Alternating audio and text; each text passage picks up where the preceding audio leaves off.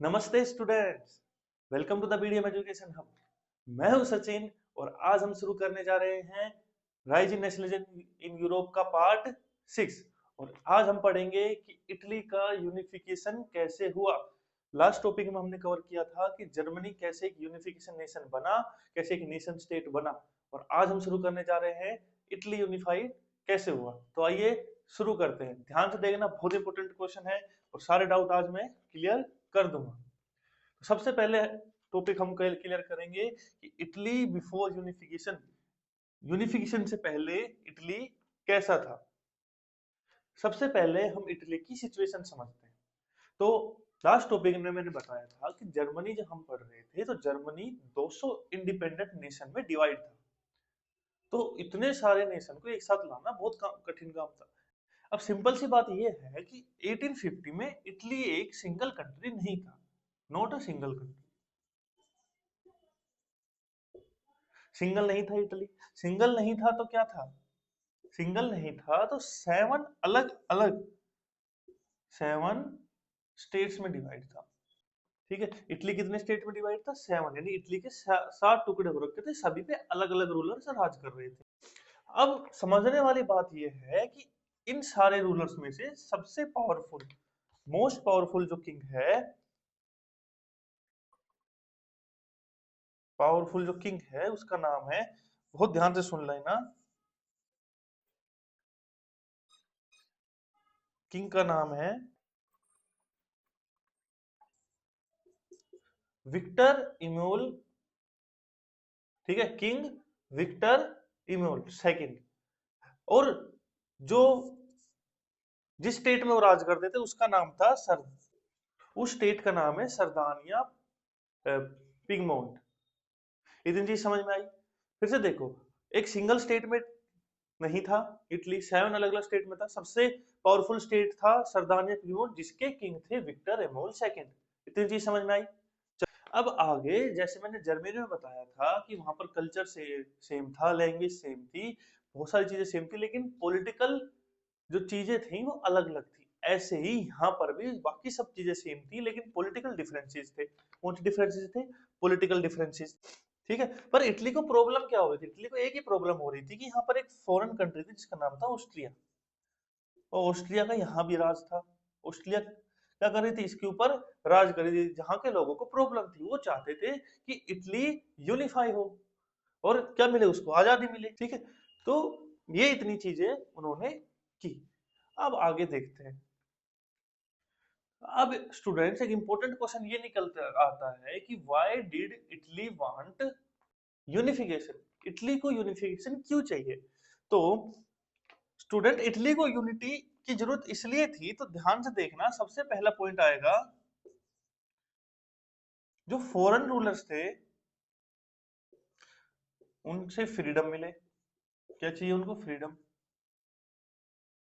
Second point जो आएगा वो ये आएगा कि स्ट्रॉन्ग इकोनॉमी बनाने के लिए। थर्ड पॉइंट आएगा इसका स्टूडेंट कि वो एक सिंगल स्टेबल गवर्नमेंट चाहते थे। क्या चाहते थे? Single stable government. अब एक क्वेश्चन पूछा जाता है थ्री मेन लीडर्स के ऊपर, तो three main leaders of Italian. अब हम आते हैं तीन इंपॉर्टेंट लीडर पर जिन्हें इटालियन यूनिफिकेशन में बहुत इंपॉर्टेंट माना जाता है। कौन है वो जो इटली के हीरो हैं? सबसे पहले, जो 2 नंबर में भी बहुत क्वेश्चन पूछा जाता है इनके बारे में, तो सबसे पहले नाम आता है गीसपे मजीनी। ठीक है, ये कौन थे? ये थे यहाँ के आइडियोलॉजिस्ट। अब समझने वाली बात यह है कि मजीनी को यहाँ पर इटली के अंदर सोल ऑफ इटली कहा जाता है। क्या कहा जाता है इसको? इंपॉर्टेंट रहेगा, 1 नंबर भी आ सकता है स्टूडेंट, की सोल ऑफ इटली किसको कहा जाता है? सदा गिसेपे मजीनी को, जिन्होंने यंग इटली नाम की सीक्रेट सोसाइटी बनाई। क्या बनाई इन्होंने? यंग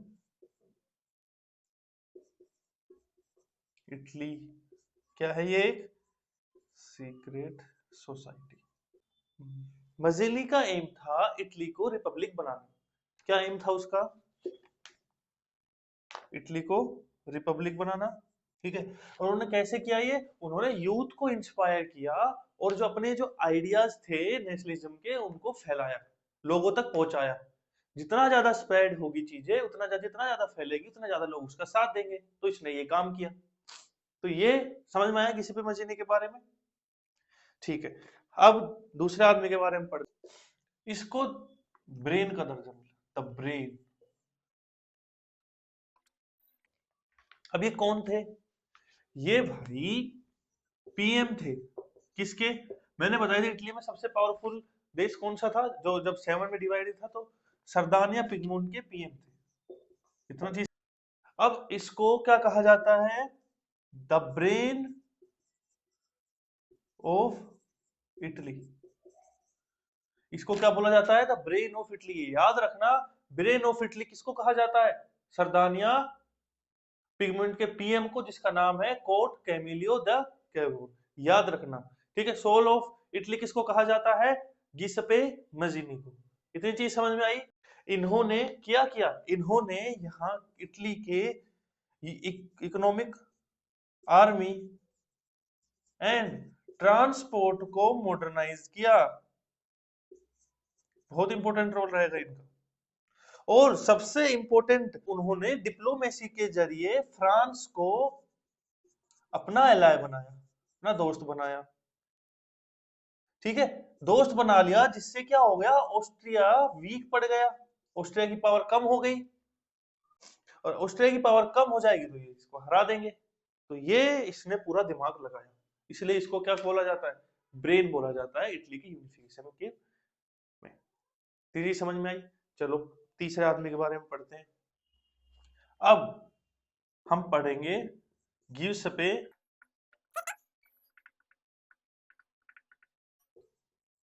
अब हम पढ़ेंगे गियुसेप्पे गारबेल्दी द स्वॉर्ड। इसको क्या बोला जाता है? स्वॉर्ड। अब इसको क्यों बोला जाता है स्वॉर्ड? क्योंकि एक बहुत बहादुर, बहुत ताकतवर एक सोल्जर था, जिसने क्या फॉर्म किया, बहुत इंपॉर्टेंट रहेगा।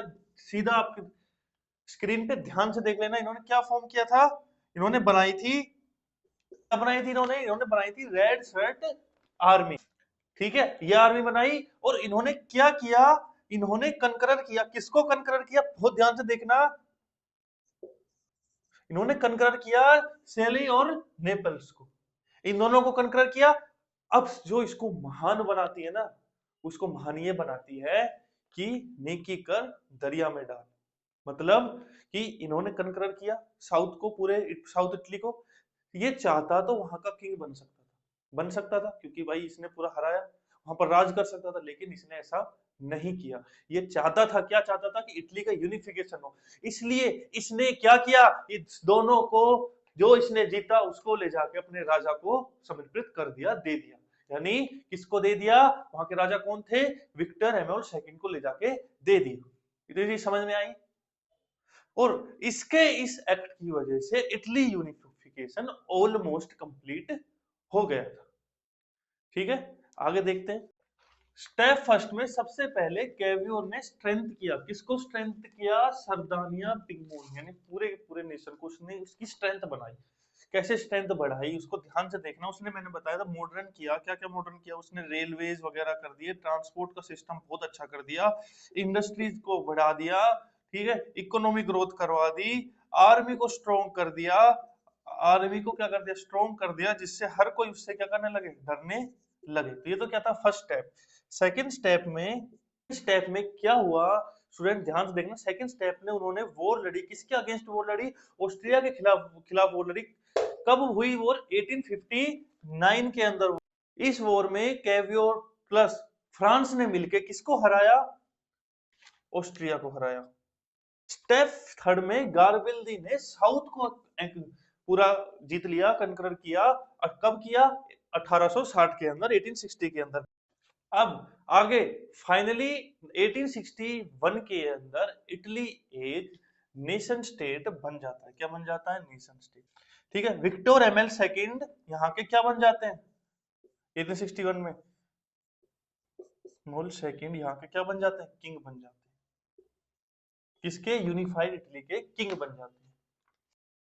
अब यहां से इंपॉर्टेंट क्वेश्चन ये निकल के आता है कि उसके बाद इटली की कैपिटल किसको बनाया। तो ये एक नंबर का क्वेश्चन रहेगा, सीधा देख लेना कि उसके बाद इटली की कैपिटल किसको बनाया, रोम को। किसको बनाया, रोम। ठीक है।